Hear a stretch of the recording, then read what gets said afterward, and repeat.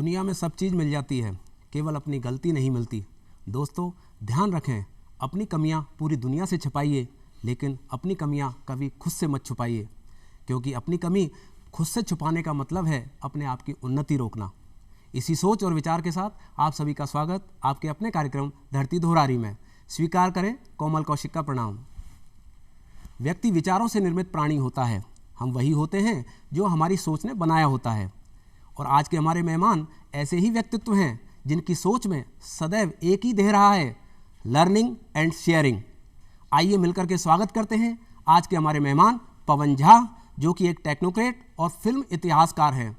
Sir नमस्कार, आपका बहुत बहुत स्वागत। नमस्कार, अभिनंदन हमारे इस मंच पर। जी, कैसा लग रहा है सर हमारे साथ इस मंच पे आकर के? बहुत अच्छा लग रहा है, क्योंकि राजस्थान की जो मिट्टी है उसकी खुशबू आ रही है, और धरती धोरारी जो हमारे यहाँ का एक बहुत बड़ा, बचपन से सुनते आए इस स्लोगन को, आज इस कार्यक्रम में आके काफ़ी अच्छा लग रहा है। ऐसा लग रहा है कि राजस्थान की मिट्टी की खुशबू आ रही है यहाँ। बहुत खूब, बहुत खूब। हर व्यक्ति की दिन की एक खास शुरुआत होती है जी। अपना दिन का एक निश्चित शेड्यूल होता है जी। अगर हम बात करें आपके दिन की शुरुआत किस प्रकार होती है, आपका रूटीन दिन का शेड्यूल क्या रहता है? बड़ा कठिन सवाल है। कठिन सवाल इसलिए है कि हमने हमारे पिताजी से एक चीज़ सीखी कि जिस दिन आँख खुल जाए उस दिन को जी लो। अच्छा अच्छा अच्छा, तो बहुत बढ़िया। जिस दिन आँख खुल जाती है उस दिन को जी लेते हैं। कोई बहुत लंबा चौड़ा शेड्यूल नहीं रखते हैं जी, लेकिन उस दिन जो भी जिस तरह से समय, नियति, लोग हमारे साथ आते हैं, उस तरह के, बाकी ऑफिस है ठीक है, कुछ रेगुलर शेड्यूल की चीज़ें हैं जो ज़िंदगी के लिए। कि निदा फाजली साहब का एक शेर मुझे याद आता है जी, कि दिन सलीके से उगा, रात ठिकाने से रही, दोस्ती अपनी भी कुछ दिन जमाने से रही। तो कुछ दिन कभी कभी शेड्यूल चल जाता है, बाकी हम लोग जैसा वक्त हमें जिस सांचे में ढालना चाहता है हम उसमें ढलते हैं। जी जी, वक्त की आपने बात की। जी, जी। हर इंसान के जीवन में एक पल होता है उसका बचपन। अगर हम जीवन के पन्नों को पीछे पलटते हैं तो कहें कि उसके जीवन का एक मुख्य हिस्सा होता है बचपन, जो उसे बार बार बड़े होने पे भी याद आता है। अगर हम बात करें आपके बचपन की पारिवारिक पृष्ठभूमि की, तो आप कहाँ पले बड़े, कैसा आपका बचपन रहा?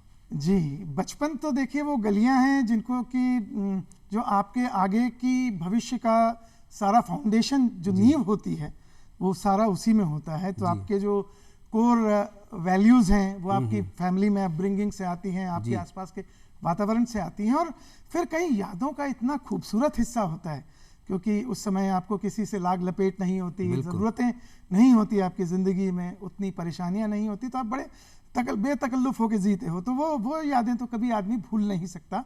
और मेरा जन्म वैसे तो सीकर में हुआ, राजस्थान में ही, शेखावटी, आप उसको सेंट्रल राजस्थान का अंचल मान सकते हैं।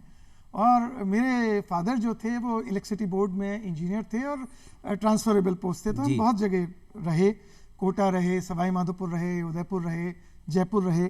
तो राजस्थान में लगभग, मैं अपने आप को, हम लोग वैसे बाय कास्ट आप गुजराती कह सकते हैं, लेकिन मैं born and brought up Rajasthan में रहा हूँ, तो अपने आप को राजस्थानी ही मानता हूँ। यहाँ की आबो हवा में सांस ली, यहीं की जो हवा मिट्टी में बड़े हुए, तो हमारी जो ग्रोथ है उसमें राजस्थान का एक बहुत बड़ा योगदान रहा। यहाँ के कल्चर का, शायद म्यूज़िक का जो एक इन्फ्लुएंस था वो, क्योंकि यहाँ के ज़र्रे ज़र्रे में संगीत है, तो कहीं थोड़ा बहुत ज़र्रे हमारे अंदर भी उसी बढ़त में मिल गए हमें, हवा पानी खाद के साथ। तो सीकर में जन्म हुआ, कोटा में मेरी स्कूलिंग हुई, उदयपुर में मैंने कॉलेज किया, और मास्टर्स मैंने जयपुर में आके किया। तो निश्चित तौर पर मतलब एक बहुत खुशनुमा समय रहा बचपन, क्योंकि हमारे फादर एक बड़े इंजीनियर थे। थोड़े हम लोग जिस भी शहर में रहते थे तो थोड़े से उनके पास वीआईपी प्रिविलेजेस रहते थे। और जैसे जयपुर का इलेक्ट्रिफिकेशन जो है जी, वो मेरे फादर के अंडर में हुआ, तब वो एक्शन थे यहाँ के जी। और राजमंदिर जो है जी, तो वो बचपन की एक अच्छी याद है कि जब वो बन रहा था तो हम जाते थे देखने जी, क्योंकि उसका इलेक्ट्रिफिकेशन मेरे फादर के अंडर में हुआ था। तो 74-75 में मेरे को बचपन की शुरुआती यादों में आप पूछें तो 5 साल की उम्र में मैंने राजमंदिर में जो चरस का प्रीमियर हुआ था वो देखा था, पहला शो जो हुआ था। तो बचपन की तो बहुत सारी यादें हैं। बचपन पे बात करेंगे तो शायद पूरा एक कार्यक्रम। बचपन की हम जहाँ बात कर रहे हैं और आपने कहा जिस हिसाब से परिवार का आपको माहौल मिला, जब हम बचपन की बात करते हैं तो एक चेहरे पे एक मुस्कुराहट आ जाती है और याद आती हैं वो शरारतें और बड़ों के द्वारा डांट में मिली हुई सीख जो हमें आगे जीवन में बढ़ने में प्रेरित करती है। तो ऐसा कोई रोचक प्रसंग जो हमारे साथ आप शेयर करना चाहें? देखिए बात निकलेगी तो फिर दूर तक जाएगी। लेकिन हाँ, बचपन में कई चीज़ों की आपको फिक्र नहीं होती जी। तो एक बार मेरे को याद है, एक शादी में हम लोग सब 6-7 साल के होंगे मुश्किल से जी। तो परिवार में एक शादी में बूंदी में मिले और सड़कों पे खेलते थे।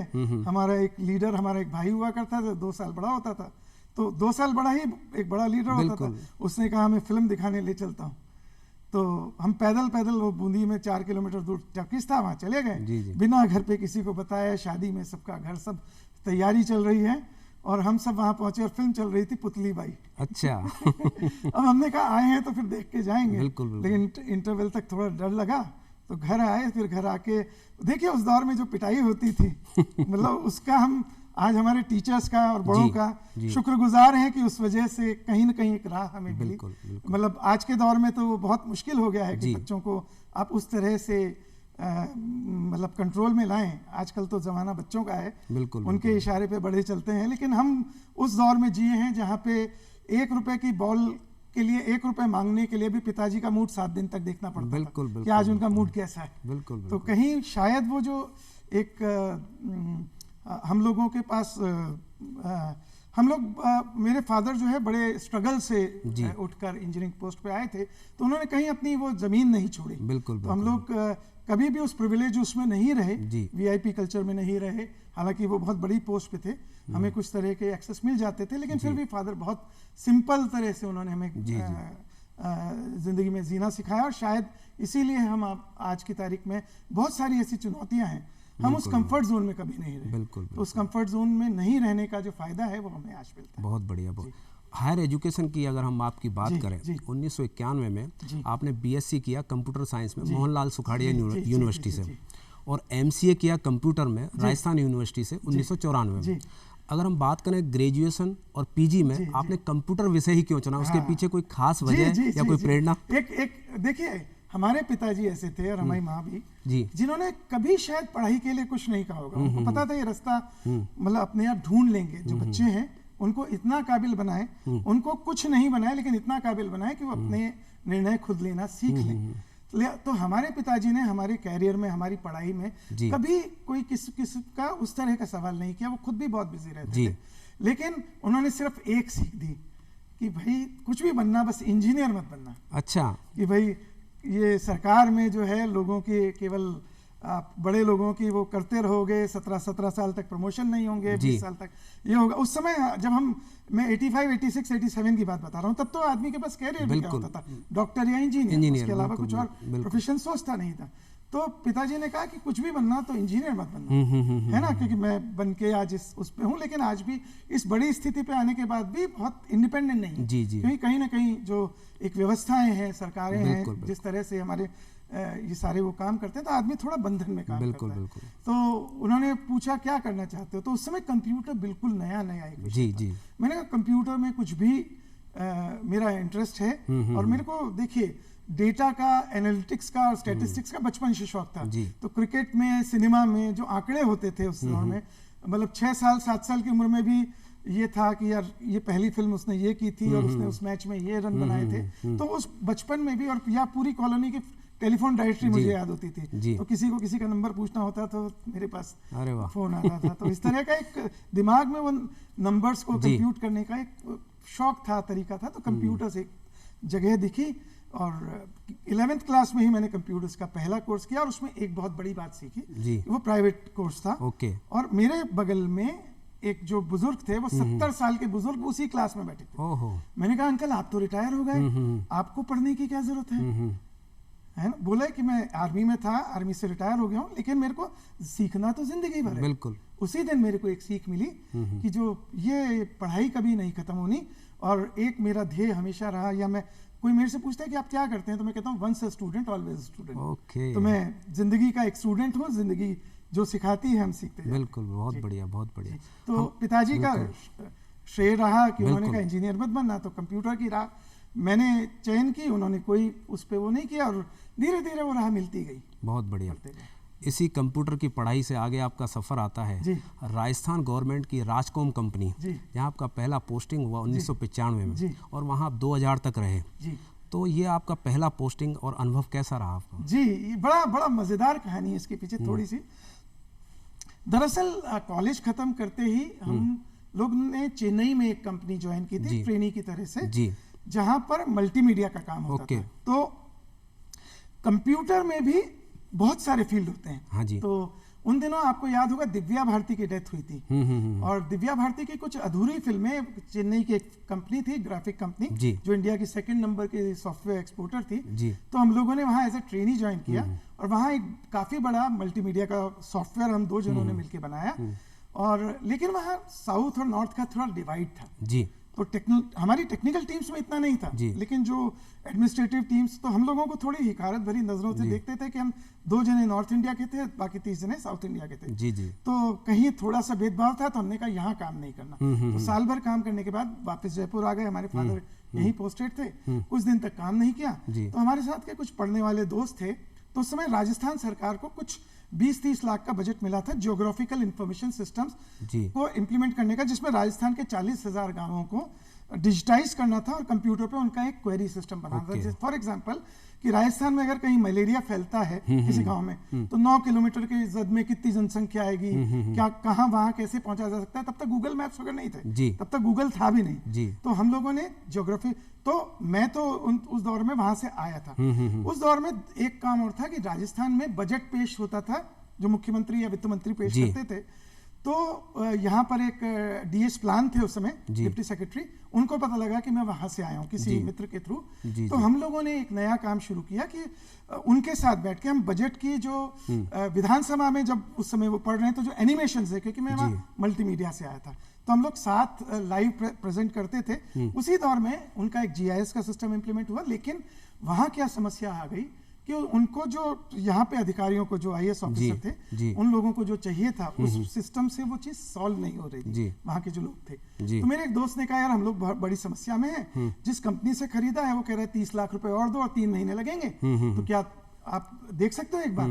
तो मैं एक रात में बैठा और अगले दिन सुबह सोल्यूशन दे दिया। क्या बात है। तो जो उस समय वहाँ के डायरेक्टर थे IT के, उन्होंने मेरे से कहा कि प्लीज ज्वाइन कर लो, कि कम से कम कुछ नहीं तो राजस्थान के लिए काम करो। तो हमारे, क्योंकि पिताजी भी राजस्थान सरकार के लिए काम कर रहे थे, तो हमने कहा थोड़ा बहुत हम उसको योगदान देते हैं और काम करते हैं, तो ज्वाइन कर लिया। उसके बाद तो खैर फिर राजस्थान सरकार में क्योंकि IT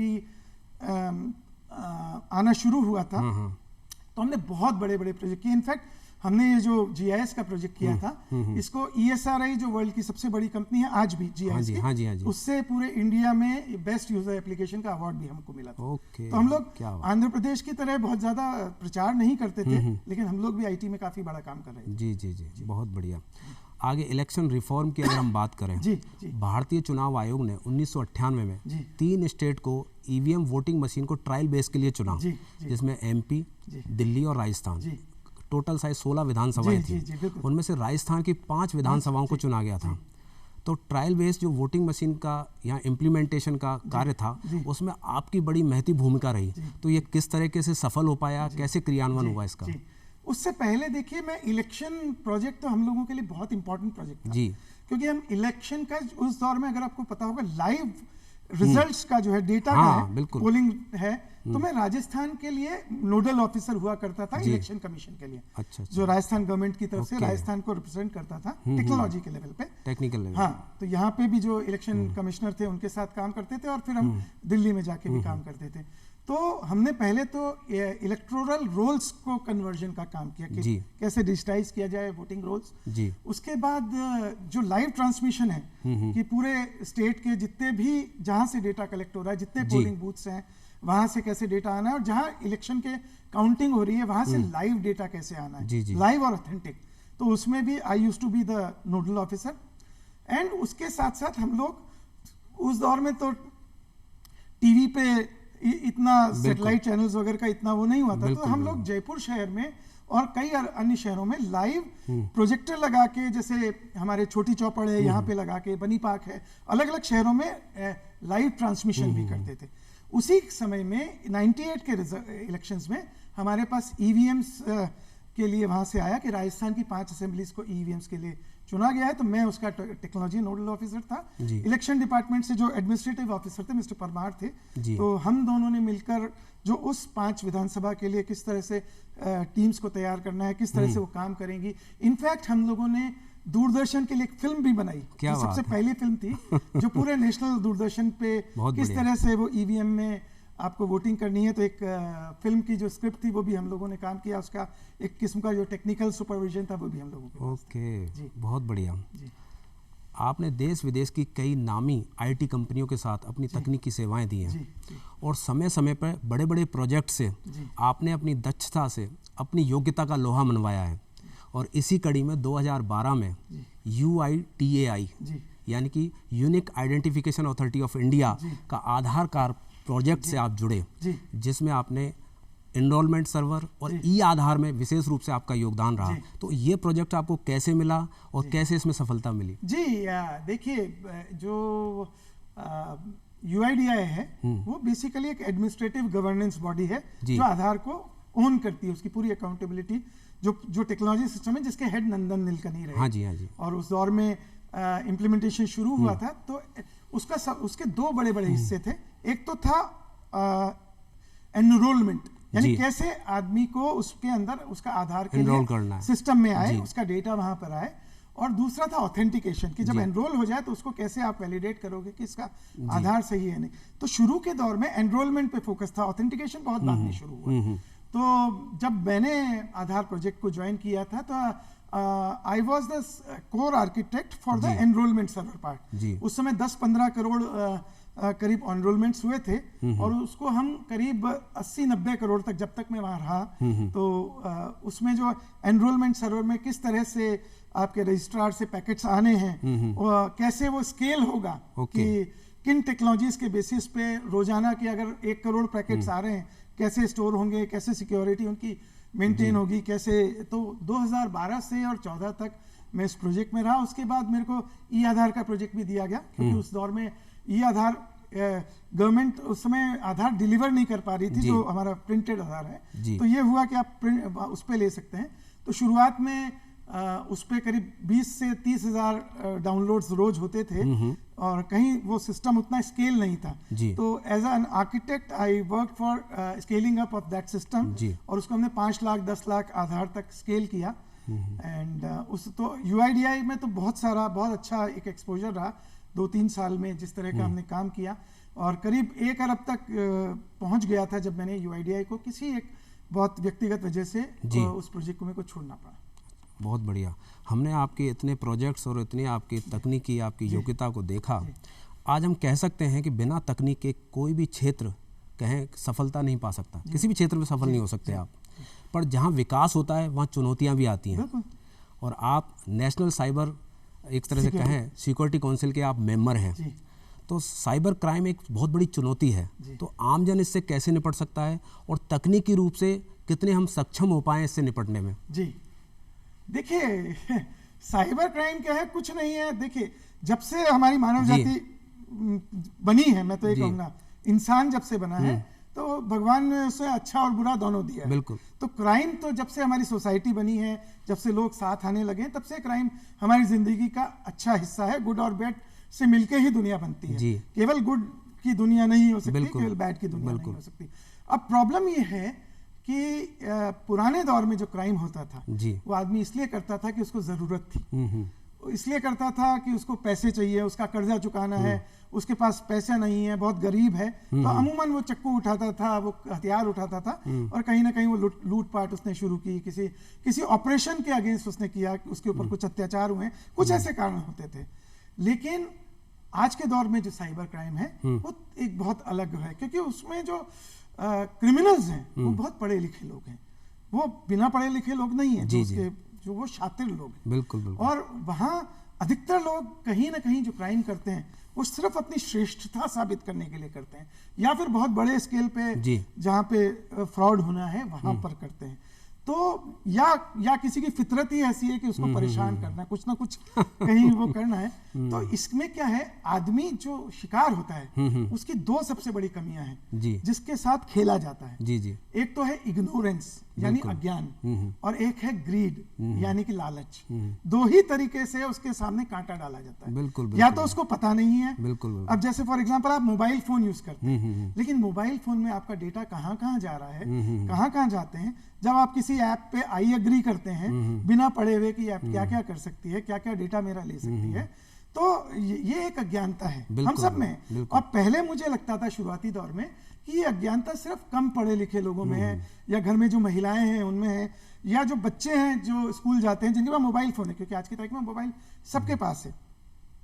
लेकिन धीरे धीरे मेरे को पता लगा कि हम जैसे लोग भी, जो बहुत पढ़े लिखे लोग हैं, वो भी साइबर क्राइम का शिकार हो रहे हैं, कहीं ना कहीं इग्नोरेंस की वजह से, कहीं ना कहीं ग्रीड की वजह से। तो ये दो पे अगर हम काबू पा लें कि जो जहां हम अज्ञानता है उसमें थोड़ा सा जिन चीज़ों को हम यूज़ कर रहे हैं उनका ज्ञान ले लें। जैसे एक बहुत बड़ा कारण है हैकिंग, कि आपके प्रोफाइल को हैक कर लिया जाता है फेसबुक पे। आपको वो दो तरह के क्राइम होते हैं, देखिए, एक सोशल क्राइम्स होते हैं, एक फाइनेंशियल क्राइम्स होते हैं। ओके।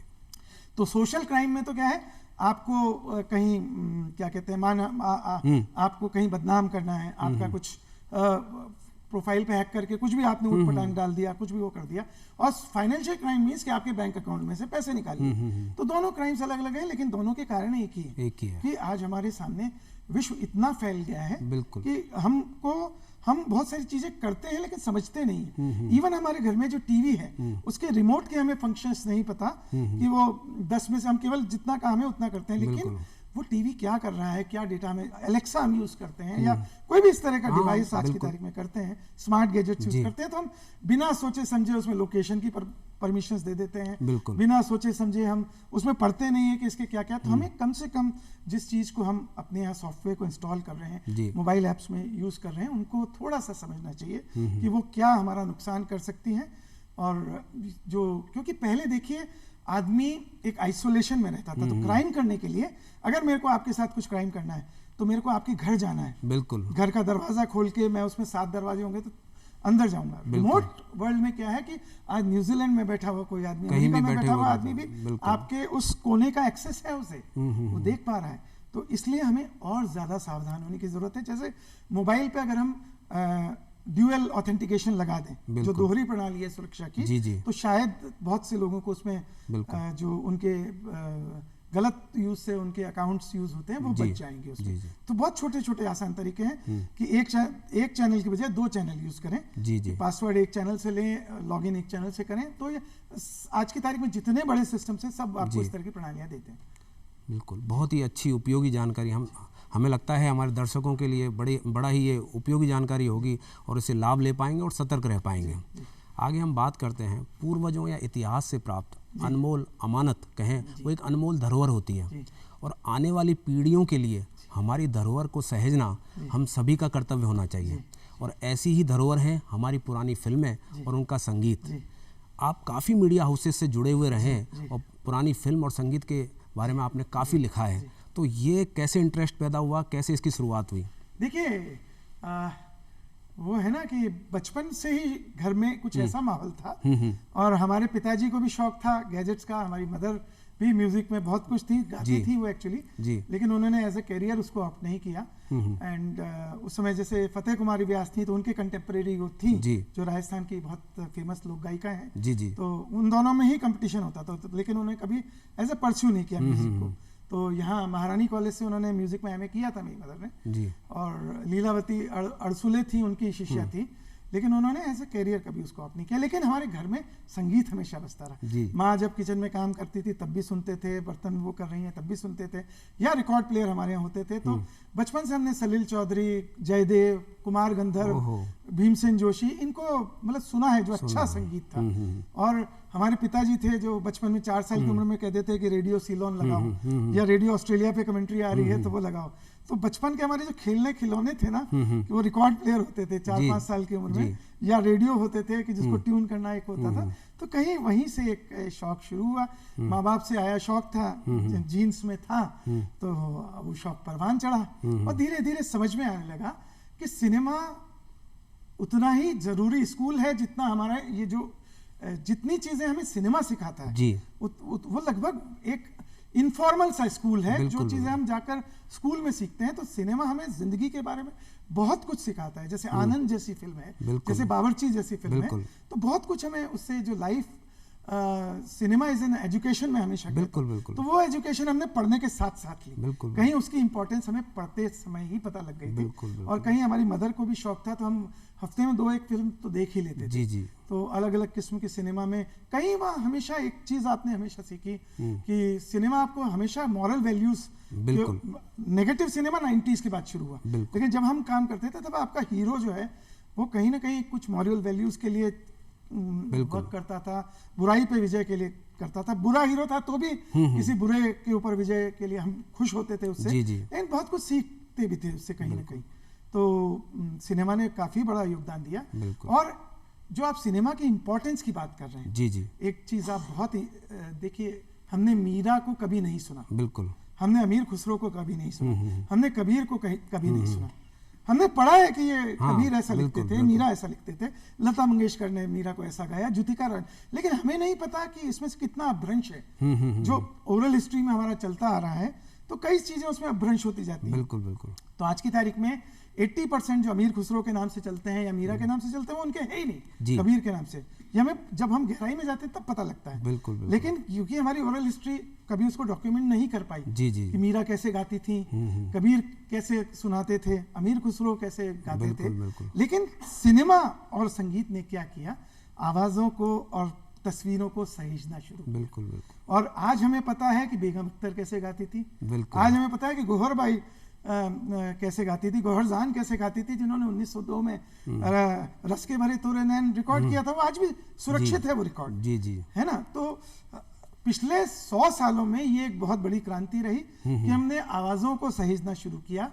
हमने जो हमारी धरोहर है, जो सांस्कृतिक धरोहर है, उसको बचाना शुरू किया। हमने अलादिया खान साहब को बहुत नहीं सुना, जी जी, लेकिन हमने उसके बाद के दौर में जो यहाँ के राजस्थान के खेमचंद प्रकाश आए, जमाल सेन आए, हमें पता है कि उन्होंने क्या किया, एक्चुअल काम किया। बिल्कुल, क्योंकि उनका अपभ्रंश नहीं है, उनका रियल काम हमारे सामने है। बिल्कुल, तो कम से कम ये सिनेमा और संगीत में टेक्नोलॉजी का ये जो योगदान था, उसको बचाए रखने में बिल्कुल, बिल्कुल, ये एक बहुत बड़ा काम था। और कहीं ना कहीं आर्काइवल हमारे कल्चर में नहीं है। बिल्कुल। आप यूरोप जाएंगे, वहाँ के म्यूजियम्स देख लीजिए, वहाँ 1700 साल पुरानी चीज भी संरक्षित होगी। लेकिन यहाँ पे तो क्या होता है, आदमी जाता है, नाम लिख देता है कि मैं यहाँ इतनी तारीख को आया था।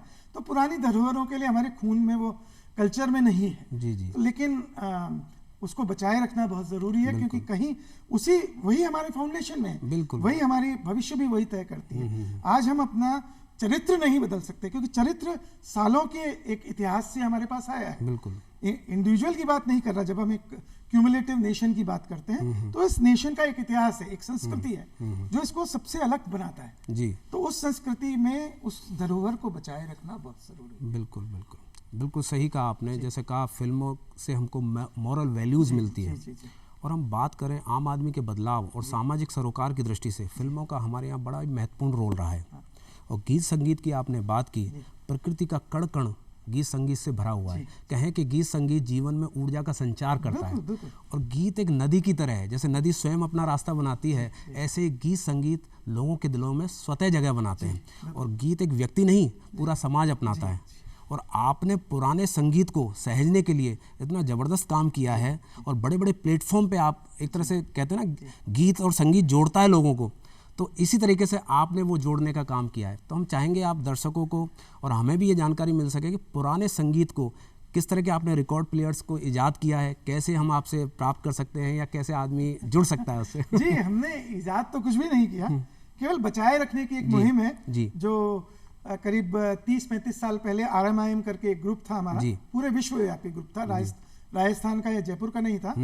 तो वो 92 में अमेरिका में शुरू हुआ। कुछ लोग ऐसे ही थे जो सुनने वाले में डेडिकेटेड थे, जिसमें जिनमें बचाने का भी एक भाव था और शेयर का भी भाव था। दो भाव बहुत जरूरी हैं कि आप बचाया भी जाए और उसे बांटा भी जाए। बिल्कुल बिल्कुल। फिर बिना बांटे अगर मैं आज एक गाने को सुन के आनंद ले रहा हूँ और आपके साथ सुन के आनंद ले रहा हूँ, तो वो बटने में उसका आनंद बिल्कुल बढ़ जाएगा। म्यूजिक कुछ ऐसी चीज है, क्योंकि हमारी कुछ जो बॉन्डिंग्स होती हैं वो म्यूजिक पे होती है। जैसे आपको किशोर कुमार पसंद है, मुझे किशोर कुमार पसंद है, तो हम लोगों की दोस्ती एक अलग तरह से बनेगी। शुरुआती दौर में हमारी दोस्तियां कैसे बनती हैं कि हमारे मामा चाचा से पता पड़ता है कि मुकेश सुनते हैं या राज कपूर की फिल्में देखते हैं, मतलब घर में फैमिली में पता लगता है या कॉलोनी में पता लगता है या ज्यादा से ज्यादा स्कूल में पता लगता है।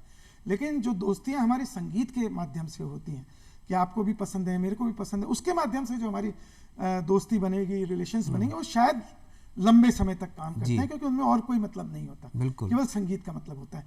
तो अभी जो RMIM है उसमें बहुत से लोग ऐसे हैं जिन्होंने बहुत सारा काम किया है, खासकर सिनेमा के इतिहास में संगीत को संजोने का, भाषा को संजोने का, भाषा को बचाए रखने का, पोएट्री को बचाए रखने का, बहुत सारे। और इंटरनेट के साथ, क्योंकि अधिकतर लोग ऐसे थे जो टेक्नोलॉजी फील्ड में थे, कोई ऑरेकल में था, कोई माइक्रोसॉफ्ट में था, कोई गूगल में था, तो सबने अपनी अपनी तरफ से कहीं योगदान दिया टेक्नोलॉजी का, उस टेक्नोलॉजी को यूज करते हुए।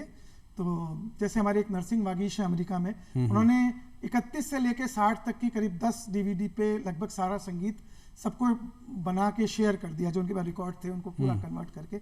ऐसे बहुत सारे संगीत संग्राहक हैं जिनको मैं जानता हूं, जिनके पास 50-50 हज़ार रिकॉर्ड्स हैं, मतलब उसमें प्रोफेशनल्स भी हैं और उसमें जो एक्चुअल रखने वाले हैं वो लोग भी हैं। तो एक तो वो है उस इतिहास को बचाए रखना। अभी हमने जैसे आप राजस्थान के हमारे एक बहुत बड़े कल्चरल आइकन हैं विजय वर्मा जी, उनके लिए काम मैंने ये किया है कि इसमें हिंदी फिल्म संगीत का सफर, ये मील के पत्थर, ये एक पुस्तक है जो विजय वर्मा जी ने लिखी है। तो इसका प्रोडक्शन का दायित्व मैंने लिया और बहुत खुशी है, बहुत सेटिस्फेक्शन है कि हम हिंदी फिल्म संगीत के इतिहास को इसमें दर्ज कर पाए आने वाली पीढ़ियों के लिए, मतलब। और एक बहुत ऑथेंटिक इतिहास है, क्योंकि जो लोग विजय वर्मा जी को जानते हैं शायद उनको पता होगा कि वो तो मोबाइल फोन भी यूज नहीं करते और वो इंटरनेट भी यूज नहीं करते, तो वो किसी तरह से एक फेक इंफॉर्मेशन से बचे हुए हैं। उनके घर की लाइब्रेरी इतनी बड़ी है, शायद जयपुर में उतनी कम लाइब्रेरी हो, तो जो एक ऑथेंटिक इंफॉर्मेशन को किस तरह से आप, क्योंकि आज के दौर में ऑथेंटिसिटी भी बहुत महत्वपूर्ण है। बिल्कुल। केवल सूचना जरूरी नहीं है, वो कितनी ऑथेंटिक है। और जितना फेक न्यूज आजकल चल रहा है, जितने व्हाट्सएप यूनिवर्सिटीज चल रही हैं, तो उस दौर में उस ऑथेंटिक सूचना को बचाए रखना भी बहुत जरूरी है। तो जैसे हम कई बार बात करते हैं कि लता मंगेशकर ने एक नई प्रथा की कि उससे पहले जो रिकॉर्ड आते थे सिनेमा पे, उसमें ये इंफॉर्मेशन आती थी कि भाई गायिका जो है वो कामिनी है।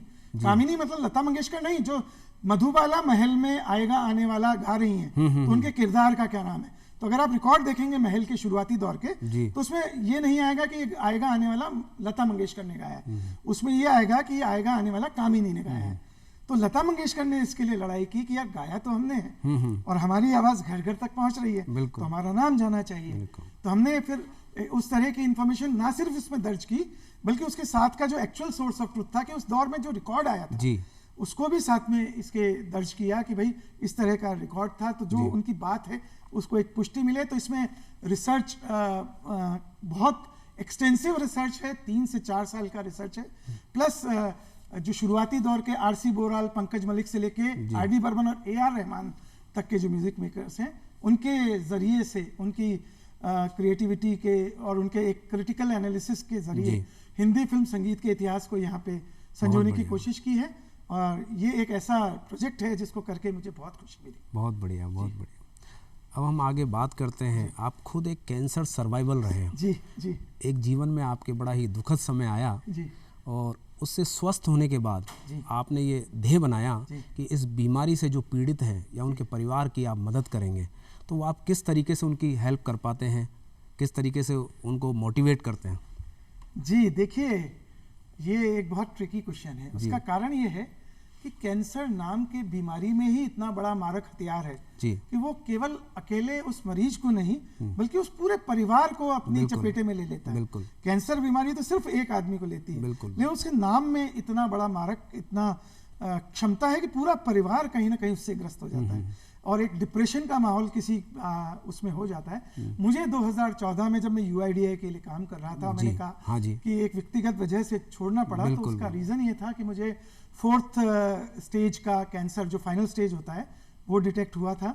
और उसमें जो ट्रीटमेंट था वो करीब 1.5 साल ट्रीटमेंट चला, और लगभग हर बार के ट्रीटमेंट में वो कहीं ना कहीं एक मौत के कगार पे वो मेरे को ट्रीटमेंट लेके गया। उस मौत को बहुत करीब से देखा। कम से कम 3 या 4 कीमोथेरेपीज ऐसी थी जिसमें मेरी स्थिति इतनी खराब हुई, लेकिन यहाँ हमारी जो डॉक्टर्स हैं, जो हमारी व्यवस्था है, वो शायद बहुत सपोर्ट करती है, लेकिन उसके साथ साथ जो काम करता है कि जो फैमिली का सपोर्ट है और जो दोस्तों का सपोर्ट है, जो आपके क्लोज सर्किल है, उसकी दुआएं हैं, वो बहुत काम करती हैं। तो दुआएं अगर किसी को इस तरह का है तो निश्चित रूप से एक बहुत बड़ी दवाई है। उसके अलावा क्या है, बहुत सारी भ्रांतियां हैं।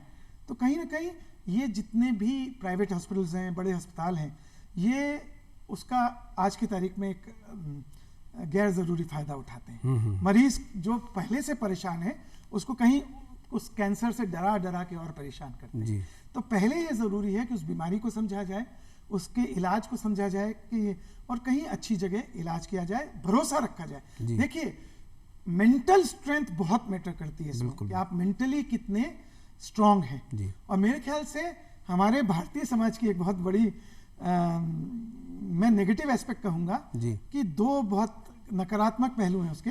एक तो हर जना डॉक्टर है कि भाई उस वाले वैद्य के पास चले जाओ, उस डॉक्टर के पास चले जाओ, और मैंने उसको ठीक होते देखा है, मैंने उसको वो करते देखा है। और दूसरा कि उनको रोने की बड़ी आदत है, चिंता जताने, अरे यार ये क्या हो गया, तेरे को ही क्यों हुआ, है ना, तो कुछ भी हमने क्या ऐसे कर्म किए थे। मतलब हमारे परिवारों में ऐसी आदत है कि वो एक नेगेटिव साइड लेके आते हैं, वो माथा पीटने लगते हैं कि भाई ये क्यों हो गया, क्या हो गया।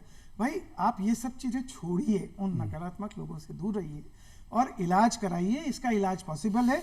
90% लोग आज की तारीख में ठीक होते हैं। मैं आज 8 साल से बिल्कुल एक्टिव लाइफ यहाँ जी रहा हूँ, और इंडिपेंडेंट लाइफ एक किस्म से, जहाँ पे मेरे को किसी के सहारे की ज़रूरत उस तरह से नहीं होती। तो कि भाई आप बेड रिडन हो गए या किसी को आपको सपोर्ट चाहिए, तो निश्चित रूप से आज की तारीख में 80 to 90% कैंसर्स क्योरेबल हैं। हाँ, निश्चित रूप से अगर आप कैंसर सर्वाइवर हैं या नहीं भी, अगर जानते भी हैं, तो निश्चित रूप से अगर आप किसी भी कैंसर रोगी की मदद करेंगे, उसके परिवार की मदद करेंगे, जितनी मदद कर सकते हैं, लॉजिस्टिकली, फाइनेंशियली।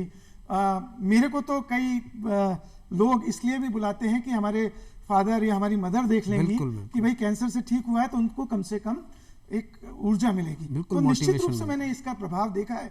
मैं कई बार, महावीर कैंसर है, दूसरे मैं अभी बहुत रिसेंटली दिवाली के अगले दिन ही मैं कम से कम 3 कैंसर पेशेंट्स के केसेस में इन्वॉल्व था, मतलब उनकी कीमोथेरेपी में और उसमें। तो कहीं ना कहीं उनको जो एक मॉरल सपोर्ट की जरूरत है। कई बार क्या होता है, फाइनेंस की जरूरत नहीं होती। कई बार क्या होता है, आपके केवल पीछे खड़े रहने की भी जरूरत है, कि आपके पीछे कोई है, आपके प्रॉब्लम में कोई साथ है, तो वो भी बहुत मैटर करता है। तो मेरे ख्याल से इसके लिए थोड़ी सी एक सांत्वना, सहानुभूति, जो एम्पैथी हम कहते हैं, उसके साथ उनको देखने की जरूरत है। कहीं नेगेटिव नहीं लें। अगर मदद कर सकते हैं तो जरूर करें, और नहीं कर सकते हैं तो कम से कम परेशान नहीं करें। और एक चीज बहुत जरूरी है कि इसमें फूड बहुत मैटर करता है। तो फूड का जो इंटेक है, आपका टेस्ट नहीं जाना चाहिए, क्योंकि टेस्ट जो है वो जिंदगी का सब जो रस है, अगर वो चला गया तो कहीं आपकी एक इच्छा शक्ति पे बहुत बड़ा प्रहार होता है। तो कहीं ना कहीं अपने टेस्ट को बनाए रखिए, अलग अलग तरह का खाना जो डॉक्टर सजेस्ट करता है, लेकिन उसके साथ आपको वो जीने की इच्छा आपके अंदर अगर रहेगी, तो कैंसर को बड़े आराम से आप उसकी चुनौती को मतलब झेल सकते हैं और सामने खड़े हो सकते हैं उसके सामने, और with flying colours you can emerge as a winner, you can come out. और इसमें विनिंग एंड लूजिंग की भी कोई बात नहीं है, it is just a challenge जिसको आपको इस प्रॉब्लम को झेलना है, उसके साथ साथ आपको उससे निकलना है। देखिए, कैंसर आपको तोड़ता है, लेकिन कैंसर इतना बुरा नहीं है, उससे ज्यादा उसका बुरा इसका इलाज है, जो आपके शरीर को बिल्कुल खत्म कर देता है। तो मेरी अगर मैं बात कहूँ, शारीरिक शक्ति शायद उतनी नहीं है जितनी कैंसर से पहले थी, लेकिन कहीं ना कहीं बाकी चीजें जो हैं, आप उसको कैसे फिटनेस को मेंटेन करते हैं, आप कैसे बाकी अपनी जिंदगी में कितना दवाइयों के सहारे, दवाइयों के बिना जी पाते हैं, क्वालिटी ऑफ लाइफ बहुत मैटर करती है। बिल्कुल, बिल्कुल। कि आप कैंसर से बाहर निकलने के बाद भी अगर बेड रिडन रहे बिल्कुल। तो फिर उसका कोई मतलब नहीं है। आपके इलाज लिए- के अलावा जो आचार विचार है, बिल्कुल, आपका बिल्कुल। लाइफ स्टाइल है, लाइफ हैबिट्स हैं, वो काफ़ी इंपॉर्टेंट रोल अदा करते हैं। और मेरे ख्याल से जो सबसे इम्पोर्टेंट इसमें बात है जी। कि अगर आप अपने परिवार में हम्म, और आप खुद इस बीमारी का ये सीख मुझे गुलजार साहब ने दी। जी, अरे वाह। उन्होंने सबसे पहले जब उन्हें पता लगा मेरे को कैंसर है तो उन्होंने कहा कि बच्चू एक काम करना, इस बीमारी का नाम भूल जाना, इस सोचना कि कोई बीमारी है उसका इलाज करना। अगर कैंसर का बोझ दिमाग पे लेके चलोगे तो ठीक होने में दिक्कत होगी। तो सबसे इंपॉर्टेंट है आप बीमार हैं ये मान के चलिए, जी। पर कैंसर को भूल जाइए। जी जी, जैसे बीमारियों का इलाज होता है वैसे इसका इलाज कराइए। हो सकता है कभी बहुत मुश्किल हो, क्योंकि बहुत सारे कुछ कैंसर्स होते हैं जो बिल्कुल, बहुत बिल्कुल। कॉम्प्लिकेटेड हैं, लेकिन अगर आपके साथ दोस्तों का साथ है, परिवार का साथ है और आपने कुछ अच्छे काम किए हैं तो कहीं ना कहीं वो दुआएं आपके साथ हैं जो निश्चित रूप से दवाई का काम करती हैं। सर समय इजाज़त नहीं दे रहा है, जी। हमें अपनी बातचीत को यहीं विराम देना होगा। आप आए, इतनी अच्छी बखूबी एक कहें कि बड़ी ही उपयोगी जानकारी आपने अलग अलग क्षेत्रों के बारे में हमारे साथ शेयर की। आप आए, आपका बहुत बहुत आभार, धन्यवाद, नमस्कार। दोस्तों, अब वक्त है आपसे इजाज़त लेने का। ऐसे ही किसी अंक में फिर मिलेंगे। इजाज़त दें कोमल कौशिक को। नमस्कार।